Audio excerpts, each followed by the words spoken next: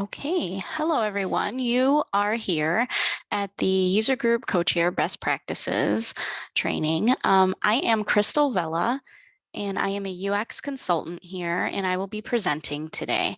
Along with me, we have two other presenters. I'll let them introduce themselves. Sam? Good morning. My name is Samantha Deedle. I'm a bibliographic services consultant and also one of your presenters. And the third of us is Vicki. Hi, I am Vicki Totten. I am the consultant in IT and system support. So the gang's all here. We sure are. This training, as you probably already know, is going to be recorded, and we are just asking that you please hold all questions until the presentation portion is over. Really quickly before we go to the next slide, we did get a message in the chat that Rebecca can't hear. Can I verify for someone else that isn't Vicki and Crystal that you can hear? I can hear you. Okay. I can hear everyone too. Okay, Yeah. awesome. Rebecca says she can hear now. Perfect. All right. All right, Great. let's move on. Okay. Okay, today we are going to be going over some best practices. We are going to talk about gathering agenda topics and how to publish that agenda meeting, and just kind of getting all together what a co-chair has to do. So let's dive right in. So co-chairs lead user group meetings. They gather agenda topics and any other supporting materials that they might need. Co-chairs usually will serve for about 2 years, but some have served longer if the interest is still there, and others have also had to leave before their 2 years is up. So just keep that in mind while if you're a new co-chair or one that's served a long time. There is approximately a 5-hour time commitment in the weeks before your meeting, and that can include anything from just chatting with your co-chair, requesting topics, building your agenda and sending it to the SWAN facilitator, and then gathering any supporting information you might need. There are also some user groups like to make PowerPoints. They like to meet with SWAN staff before their meeting, but that is not necessarily required. So yeah, there's just, there's not like a one size fits all kind of way to be a co-chair for a group, and everyone kind of does things a little bit differently. So that's always great to have that kind of flexibility. So if we can go on to gathering agenda topics here. So typically a co-chair will make a call for agenda topics from the forums about a couple of weeks before their meeting. This at this time, either people will post to the forums or they might email you directly as a co-chair, if they didn't want to post their question out there to the forum or their topic. So, you might see that come through too, especially as you serve longer, people get more familiar with you. So there's often two ways to kind of make sure you're gathering that information.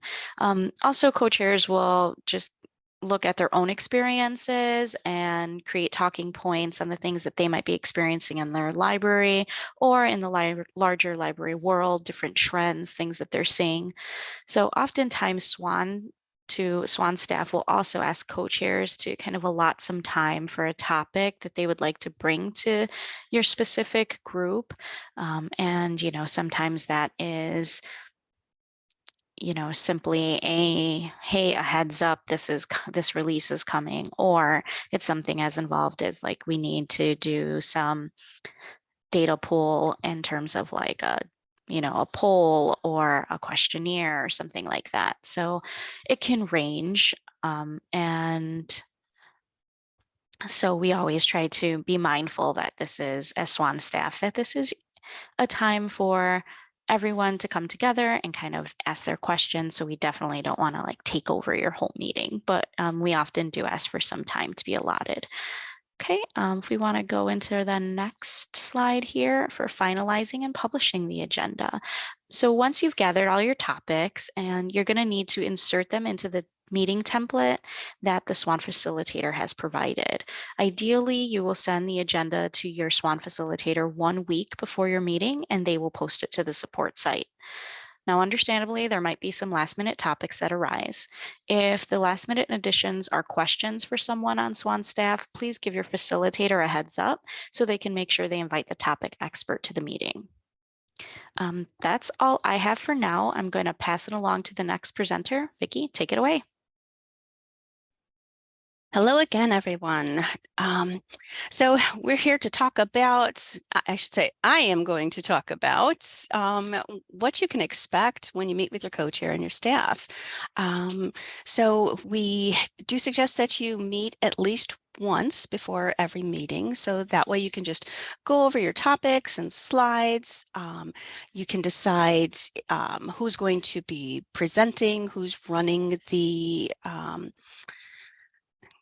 slides, or just to give you that chance to go through things and make sure you have a good idea of what you're going to be doing and what needs to be covered. So it's a good time to just work things out together and build that agenda and get that going. So then on the day of the meeting, we do ask you to attend your meeting from your computer and just make sure that everything is working for your screen share. And we do definitely recommend the use of headphones. It just helps to minimize that outside noise. It's amazing what these noise canceling mics do. I always think that someone is hearing my dog or the construction or something, but it never does really come through. So we have some great mics now. And if we go to the next slide, there we go. We do have some resources available for you. They can just go over just what you can expect with Zoom. And just to be a little more comfortable sharing your screen and kind of running the meeting. So if you've never shared your screen before in a Zoom meeting, or you've never really led one, I know that a lot of us have gotten quite a bit of practice over the past few years with Zoom, but there are some great short videos out there that can help you become a little more comfortable. So we've got the basic in-meeting navigation, just how to get through your meeting, advancing slides, that kind of thing, joining a Zoom meeting, and then the different features that Zoom has available to you as well. So we will be posting the slides here, and that link is available for you to check out what you can find. Then creating your PowerPoints. So we will give you the template for the SWAN PowerPoint, and that way I'm sure you're all used to seeing our colors and our logo now with a lot of the user groups, and that's because we do have a template that we use for all of the libraries. So the recommendations that we have would be that you minimize the amount of text that you have on your slides. Sometimes less is more, right? And making sure that you choose a font style or size that's easy to read. Keep in mind that some people will be joining the Zoom meeting from their laptop. You know, some people are working from home and they may be doing it that way. So you can, images and photographs, all of that are wonderful on your slides, but sometimes if you've got too much on your slide, it can be just a bit distracting and hard to keep everything on point there. And we will upload the PowerPoints to the support sites either before or after the meeting.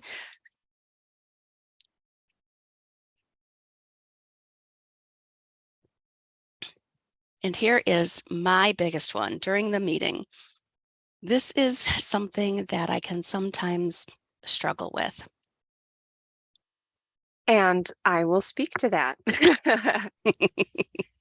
So we wanted to give some tips for during the meeting. You know, if you've never hosted a Zoom or online meeting before, Vicki did mention a lot of us have experience with this at this time, but the format's just different enough that sometimes you can feel a little awkward. There's a little bit of a different ebb and flow than an in-person meeting. So we wanted to highlight a couple tricks for you and best practices.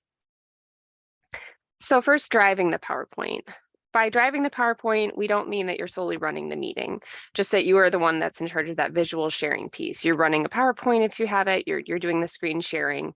So you don't have to feel like this is your meeting specifically and everything falls on your shoulders. We're all in the same group together, but you're the one actually sharing that screen.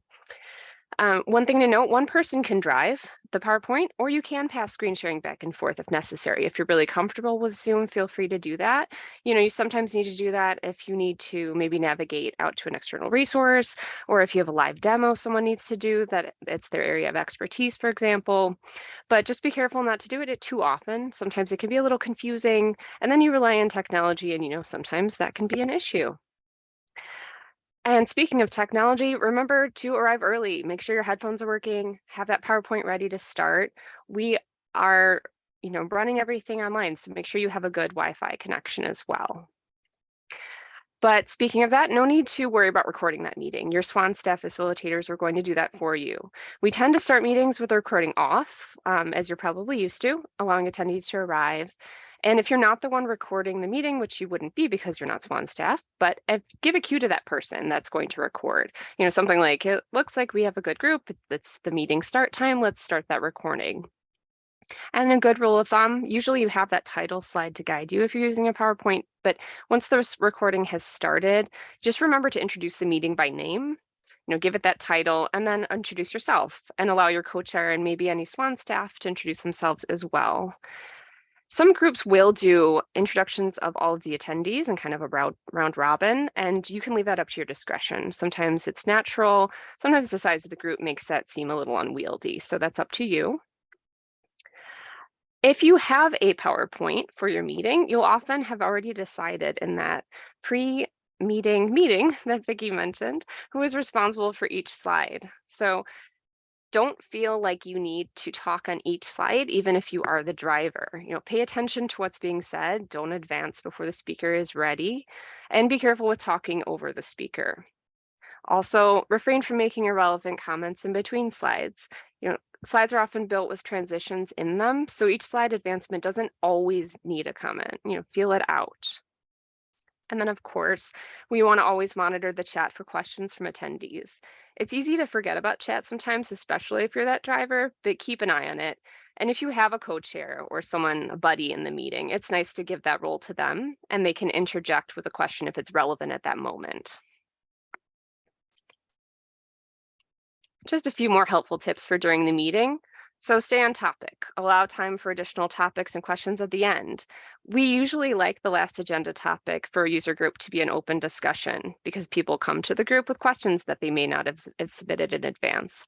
So give attendees that opportunity to ask those questions, both on the recording and then once the recording has stopped. Some people like to be off the record, and we like to encourage as much discussion as possible. Also, not every slide will have questions or require comments, so be careful with putting your speaker on the spot. We all hate that feeling. I mean, questions and comments are great, but they're not always strictly necessary. So if you have a specific question that you know that you want to build into the presentation and ask the person talking on that slide, it's a good idea to cover it with that person first, wherever possible. And then make sure that you encourage participation from all of your attendees. Make sure they know they can be on mic or camera if they prefer, or just chat is fine too. And they should feel free to interject. This isn't a lecture, it's a user group discussion. And also acknowledge those comments entered into chat. When you see those questions, it's always good to read them aloud. So they're recorded on the recording, and they can also be closed captioned as well. And that is it. SWAN staff will upload the recording and any other relevant meeting materials for you. And congratulate yourself on a job well done. And thank you for listening to this training today. I'm going to stop the recording now, and we can have some questions after. Thanks, everybody.